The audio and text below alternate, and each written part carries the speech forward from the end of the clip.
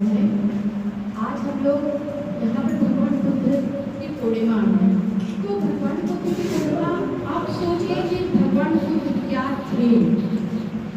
आप राम को या रामायण को या फिर महाभारत को किसी को भी मानते होंगे, लेकिन आपको अपने देश में उनके क्यों नहीं कहीं कहीं बड़े दिखते हैं? भाई भगवान राम के स्टूप क्यों नहीं दिखते हैं? पता चलता है कि पता नहीं कहाँ से कहाँ तक चले गए, तो नहीं दिखता है। लेकिन हमारे भगवान बुद्ध का आप कुशीनगर जाओ, बनारस जाओ, मतलब सारनाथ चाहे जहाँ जाओ दिखता है। क्यों दिखता है? हमारे नोट पर भी भगवान बुद्ध के ही जो शेर के मुद्दे दिखते हैं, भगवान बुद्ध का ही स्तूप दिखता है। तो भगवान बुद्ध हमारे मतलब बहुत एक वरिष्ठ, वो देश के ही नहीं विश्व के ही विश्वसनीय है। और हमारे बाबा साहब ने तो हम दर्जों को इतना कुछ दे दिया है कि शायद आने वाला दिन किसी का कोई भगवान नहीं कह सकता। चाहे कोई भी भगवान हो, आप किसी भगवान को ले लीजिए, भगवान को सुरक्षित नहीं है। अभी भाई ने बोला है, तो हम लोग पिस्टल या लाठी या डंडा कब लेके चलते हैं? जब ये लगता है कि हम असुरक्षित हैं, हमें कोई मारने वाला है। तो जब भगवान चक्र लेके चल रहे हैं, भगवान लेके चल रहे हैं, तो वो कोई सुरक्षित नहीं है, तो हमारी रक्षा क्या करेंगे? लेकिन हमारे भगवान बुद्ध ने मतलब हमें कितनी बड़ी चीज दिया है, संविधान, जिसके तहत हम हर एक चीज मांग सकते हैं। हम ही नहीं, एक जानवर, अगर जानवर की भी कोई पैर तोड़ देता है तो वो भी हमारे संविधान से न्याय मिल जाता है। एक पेड़ भी अगर काट लिया जाता है तो हम अगर उसमें देखा जाए तो संविधान के ही धारे से पेड़ को भी न्याय मिल जाता है। और जो सवर्ण करता है कि नहीं हमें संविधान नहीं चाहिए, तो उससे भी हम पूछना चाहेंगे कि तुम संविधान क्यों नहीं चाहोगे? तुम्हारे खेत की लड़ाई है तो तुम्हारा बाप लड़ेगा या तुम्हारे भगवान को जाएंगे? रामायण महाभारत से कुछ आएगा? जब भी आएगा संविधान से आएगा। तो बाबा साहब हमारे इतने बड़े, मतलब आज तक उनकी जितना शिक्षा किसी के पास नहीं है। हमारे बाबा साहब के पास 44 मतलब डिग्रियां थी, जो कि किसी के पास कोई बता दे, किसी के पूर्वज के पास कि उनके पास हो, सर झुका देंगे।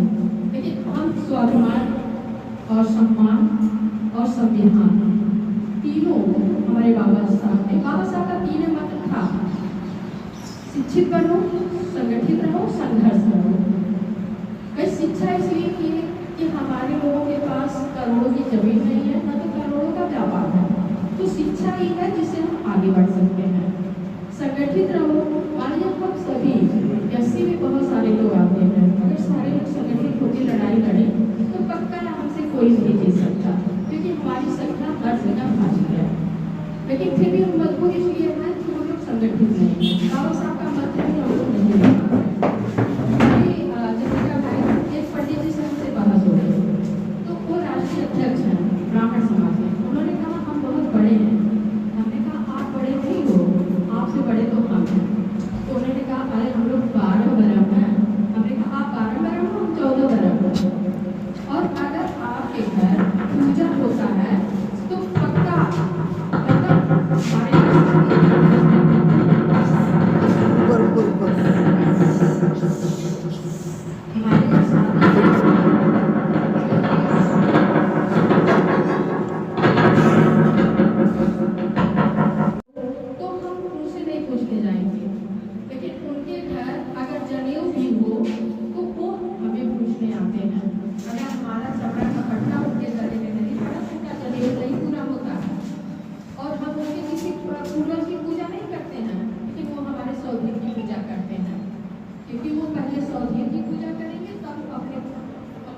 जो भी पूजा करते हो।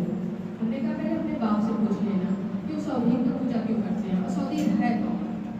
एक इतिहास पढ़ लेना मेरा भी, इसके बाद कहना आप बड़े हो। तो वो खुद मतलब चुप के बोले अरे बहन जी पता नहीं कैसे आपसे बहस हो गई। तो थोड़ा सा हम अपने इतिहास को भी कि मेरा इतिहास क्या है। और आज जो शिक्षा के मामले में देखा जा रहा है, आप मेरे इतने ही भाई हैं, काफ़ी हैं। अगर शिक्षा को देखा जाए तो इस समय हमारे कास्ट के लोग शिक्षा में पीछे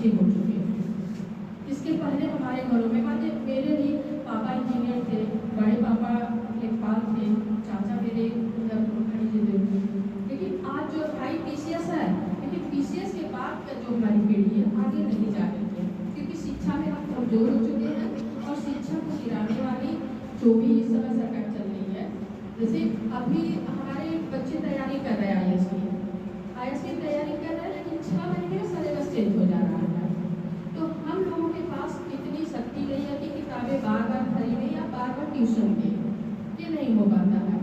इसलिए आज के आप अपने ही गांव में देख लीजिएगा, इधर कौन अधिकारी बना है, बहुत मुश्किल से कोई बना होगा तो टीचर साइज बना होगा, लेकिन IAS मिशन डॉक्टर इंजीनियर कोई भी अपने कास्ट में देख लीजिए नहीं बना होगा, क्योंकि शिक्षा से भी उनको वंचित किया जा रहा है। प्राइमरी पाठशाला हमारे यहाँ है, हमारे ही बच्चे प्राइमरी पाठशाला में पढ़ रहे हैं, लेकिन हम ही खुद नहीं देख रहे हैं कि कम से कम टीचर बगल में पढ़ा रहा है, क्यों नहीं पढ़ा रहा है। तो थोड़ी सी, जैसे आप युवा हमारे 2-3 आए हुए हैं, तो ये युवाओं से हम कहना चाहेंगे, आप BA या MA या PhD कर रहे होंगे, तो बाबू आप लोग जो है अपने गाँव में, अगर अपने गाँव में जैसे हमारे लोग ट्यूशन नहीं पढ़ा पाते हैं, तो अगर आप लोग BA कर रहे हैं तो आप लोगों से विनम्र निवेदन है कि अपने गांव के बच्चों को 1 घंटा, अगर आपके चौराहे पर बैठने से अच्छा है, पुल पे बैठने से अच्छा कि 1 घंटा अपने गांव के बच्चों को बुला के आप थोड़ा सा उनको पढ़ा सकते हैं, क्योंकि उनकी नींव मजबूत होगी ना, आगे वो भी मजबूत होंगे। अगर आपको कॉपी किताब की व्यवस्था नहीं हो पा रही, हमें पता है नहीं हो पाती है, फिर हम 2 बार दे देंगे, उसके बाद उसी गाँव में हमारे जो भी साग सब्जी खा रहे हैं उन लोगों से कहिए 10 रुपये बस देंगे, 10-10 रुपये हर गाँव देगा, तो बच्चों की व्यवस्था हो जाएगी और आपकी भी हो जाएगी। तो थोड़ा सा ये काम करिए कि शिक्षा में हम लोग आगे बढ़ें। बाकी जय भीम, जय भारत, धन्यवाद। उन्हें भी अच्छा लगता है और मैं बहुत बहुत धन्यवाद चंद्रिका जी आपका।